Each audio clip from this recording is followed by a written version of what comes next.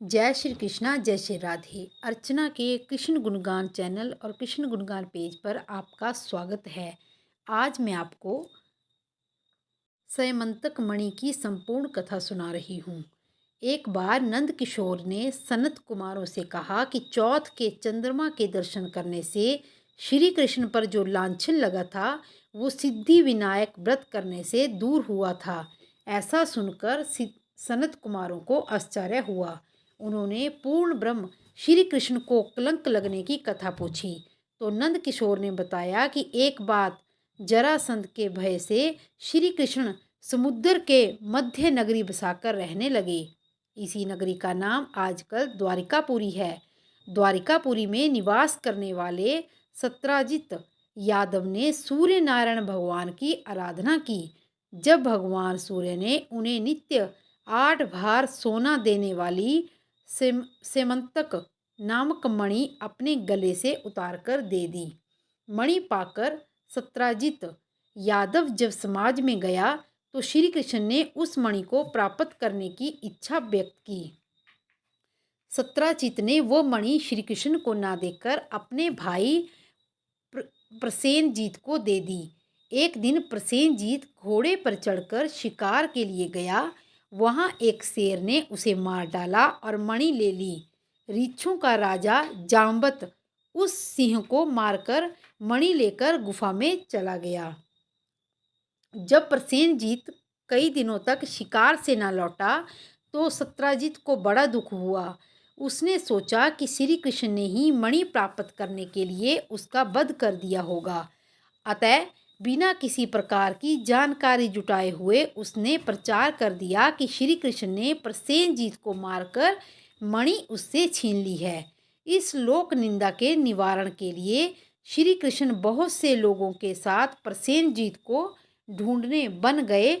वहां पर प्रसेनजीत को शेर द्वारा मार डालना और शेर को रीछ द्वारा मारने के चिन्ह उन्हें मिल गए। रीछ के पैरों की खोज करते करते वे जाम्बत की गुफा पर पहुंचे और गुफा के भीतर चले गए। वहां उन्होंने देखा कि जाम्बत की पुत्री उस मणि से खेल रही है। श्री कृष्ण को देखते ही जाम्बत युद्ध के लिए तैयार हो गया। युद्ध छिड़ गया। गुफा के बाहर श्री कृष्ण के साथियों ने उनकी 7 दिन तक परीक्षा की। फिर वे लोग उन्हें मर गया जानकर पश्चाताप करते हुए द्वारिकापुरी लौट गए। इधर 21 दिन तक लगातार युद्ध करने पर भी जाम्बत श्री कृष्ण को पराजित ना कर सका। तब उसने सोचा, कहीं यह वह अवतार तो नहीं जिसके लिए मुझे रामचंद्र जी का वरदान मिला था। वह पुष्टि होने पर उसने अपनी कन्या का विवाह श्री कृष्ण के साथ कर दिया और मणि दहेज में दे दी।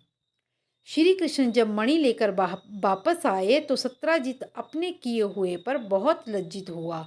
उस लज्जा से मुक्त होने के लिए उसने भी अपनी पुत्री का विवाह भगवान श्री कृष्ण के साथ कर दिया।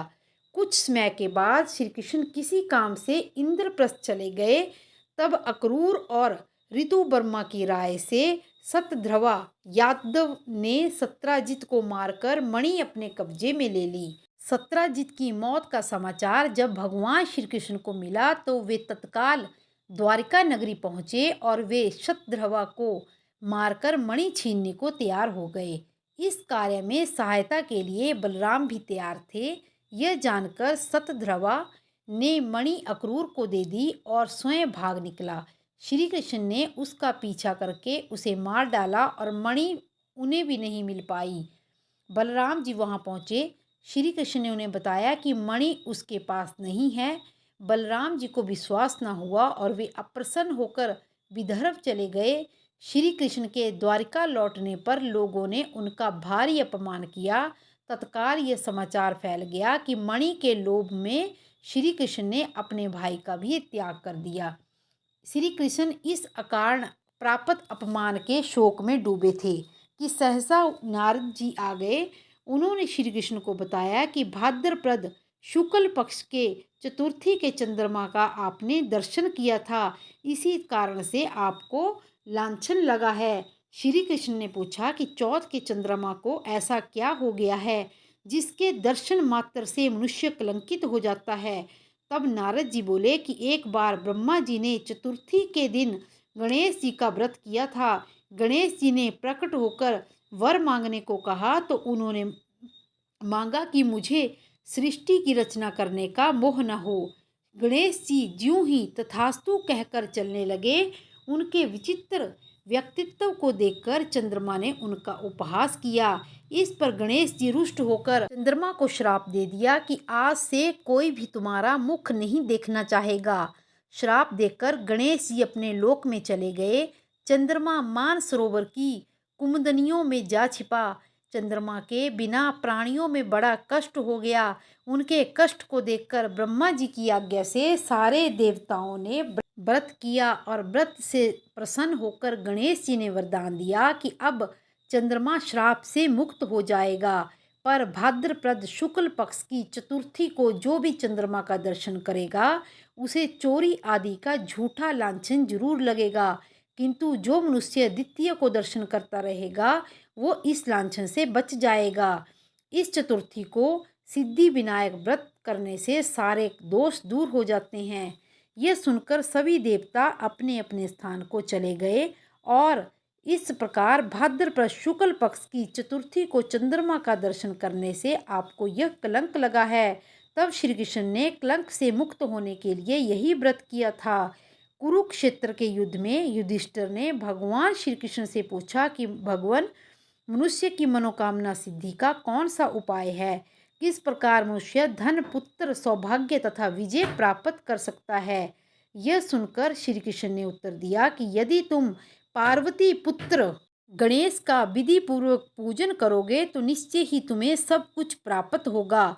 तब श्री कृष्ण की आज्ञा से युधिष्ठिर जी ने गणेश चतुर्थी का व्रत करके महाभारत का युद्ध जीता था। इसी प्रकार और भी कथाएं सुनने के लिए मेरे चैनल को लाइक, शेयर और सब्सक्राइब करें और कमेंट बॉक्स में जय गणेश अवश्य लिखें। जय श्री कृष्णा, जय श्री राधे।